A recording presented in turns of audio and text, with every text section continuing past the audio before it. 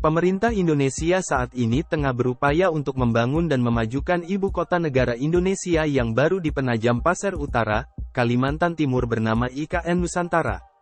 Langkah-langkah untuk menarik investor untuk menanamkan modalnya di IKN Nusantara diupayakan secara maksimal, satu di antaranya oleh Presiden Joko Widodo secara langsung. Presiden Joko Widodo atau Jokowi membahas sejumlah peluang kerjasama dan investasi antara Indonesia dan Italia. Salah satunya terkait pembangunan Ibu Kota Nusantara atau IKN Nusantara. Pembahasan tersebut dilakukan Jokowi dalam pertemuan bilateral dengan PM Italia, Giorgia Meloni di sela-sela KTT G20 yang digelar di Bharat Mandapam, IECC, Pragati Maidan, New Delhi, India, pada Minggu, tanggal 10 September tahun 2023. Presiden Jokowi mengundang Italia untuk terlibat dalam pengembangan ekosistem kendaraan listrik di Indonesia, infrastruktur hijau dan pembangunan IKN Nusantara.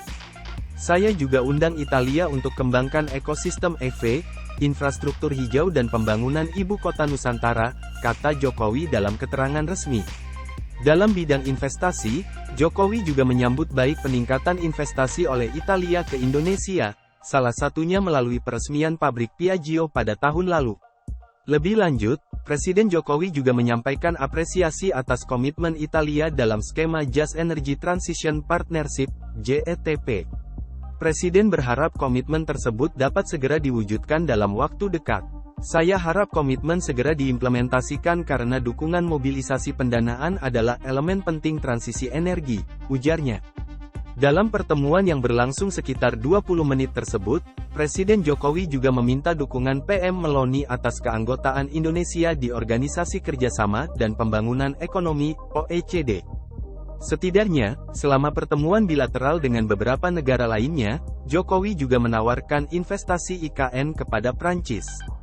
Presiden Jokowi mengapresiasi langkah Presiden Perancis Emmanuel Macron yang telah ikut serta dalam pembangunan IKN Nusantara.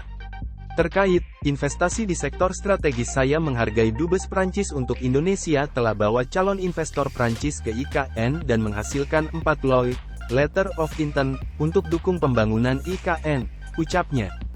Tentu saja, Jokowi berharap kesepakatan antar kedua negara tersebut dapat segera terwujud dalam waktu dekat. Adapun, Deputi Pembiayaan dan Investasi Otorita IKN, Agung Wicaksono, dan Alternate Chair of ASEAN BAC, Bernardino Vega, mengutarakan bahwa total Letter of Intent, LOI, yang telah diterima IKN Nusantara hingga saat ini mencapai 270. Ilustrasi pembangunan Ibu Kota Negara Indonesia di Kalimantan Timur atau IKN Nusantara. Ilustrasi pembangunan Ibu Kota Negara Indonesia di Kalimantan Timur atau IKN Nusantara.